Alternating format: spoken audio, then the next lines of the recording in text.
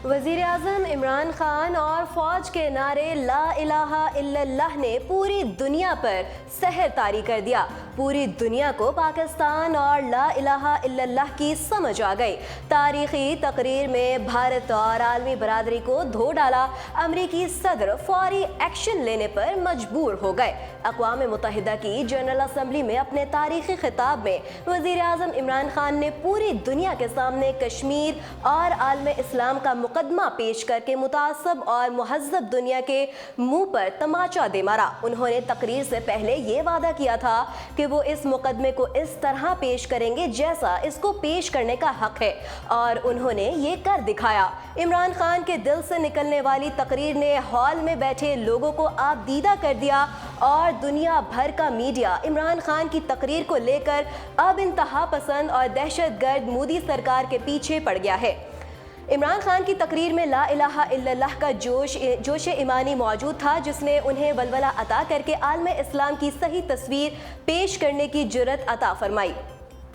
उधर वज़ीर आज़म इमरान खान के मुंह से निकलने वाला कलमा की गूंज से पूरी दुनिया पर लर्ज़ा तारी हुआ, तो इधर पाक फ़ौज के तर्जुमान जनरल आसिफ गफूर ने भी कलमा पाक का नारा बुलंद करते हुए पाकिस्तान की फ़ौज की जानिब से कश्मीर की खातिर शहादत और आखिरी गोली को अपना ईमान करार देकर पाकिस्तानियों के दिल जीत लिए।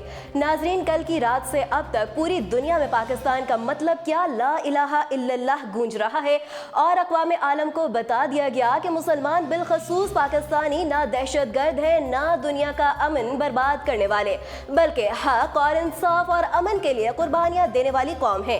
नाजरीन, आपको ये बताते चले कि वज़ीर आज़म की तारीख़ी तकरीर के चंद मिनटों बाद ही तर्जुमान पाक फ़ौज मेजर जनरल आसिफ गफूर ने ट्वीट किया कि आखिरी गोली, आखिरी सिपाही, आखिरी सांस, ला इलाहा इल्लल्लाह। मेजर जनरल आसिफ गफूर ने अपने ज़ाती ट्विटर अकाउंट से जारी पैगाम में कहा कि आखिरी गोली, आखिरी सिपाही, आखिरी सांस, अब कश्मीर बनकर रहेगा पाकिस्तान, ला इलाहा इल्लल्लाह। जनरल आसिफ गफूर के इस नारे से पूरी कौम का वलवला मजीद बढ़ गया और दुनिया सोचने पर मजबूर हो गई कि पाकिस्तान को कायदाना सलाहियतों वाला है लॉस और नडर कायद मिल गया और पाक फ़ौज और कौम इसके साथ खड़ी है। नाजरीन, इससे कबल वज़ीर आज़म इमरान खान ने अक़वाम मुत्तहिदा के 74वें जनरल असम्बली इजलास से तारीख़ी खिताब के इख्तिताम पर आलमी बरादरी को वाज़ेह पैगाम देते हुए कहा कि ला इलाहा इल्लल्लाह, मुसलमान एक अल्लाह पर ईमान रखते हैं, मुसलमान अपने दिफा और आज़ादी के लिए आखिरी सांस तक लड़ेंगे। नाजरीन, आपको ये भी बताते चले कि जो लोग कहते थे कि इमरान खान मोदी की अमेरिका यात्रा और ट्रंप के साथ मोदी के गठजोड़ के सामने ढेर हो गए हैं, उन्हें अक़वाम आलम के रद्द-ए-अमल से आगाह कर दें कि इमरान खान की इस तकरीर के बाद अमरीकी सदर डोनाल्ड ट्रंप का हंगामी रद्द-ए-अमल सामने आया।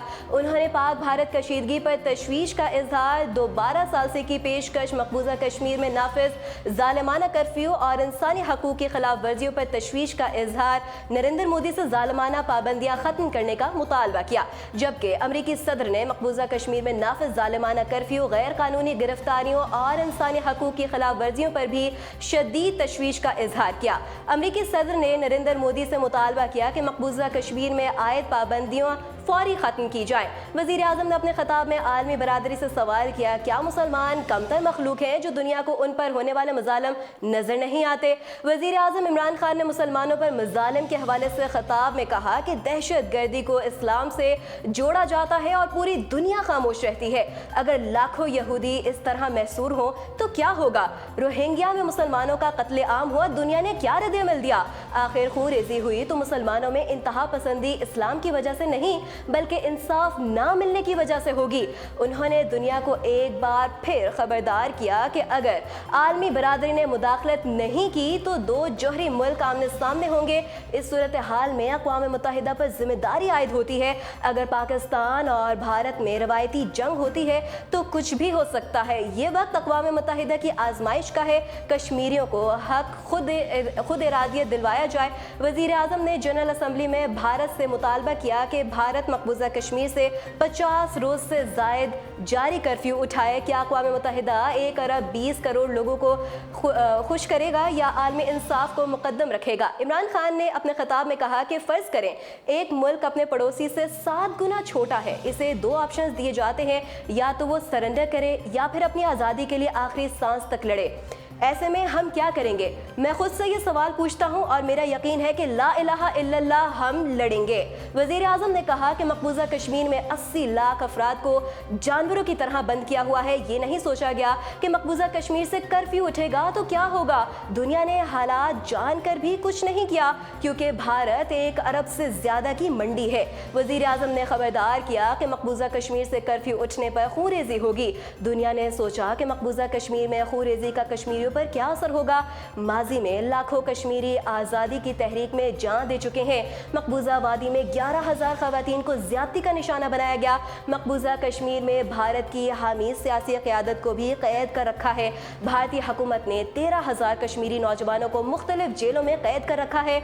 वज़ीर आज़म ने कहा कि मकबूजा कश्मीर में खून खराबा के बाद एक और पुलवामा हो सकता है और भारत हम पर इल्ज़ाम लगाएगा।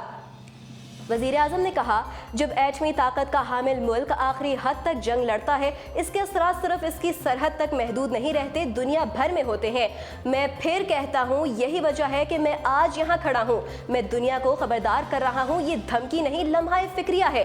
भारत को तमाम कैद कश्मीरियों को रिहा करना होगा और भारत को कश्मीरियों को हक़ खुद इरादियत देना पड़ेगा।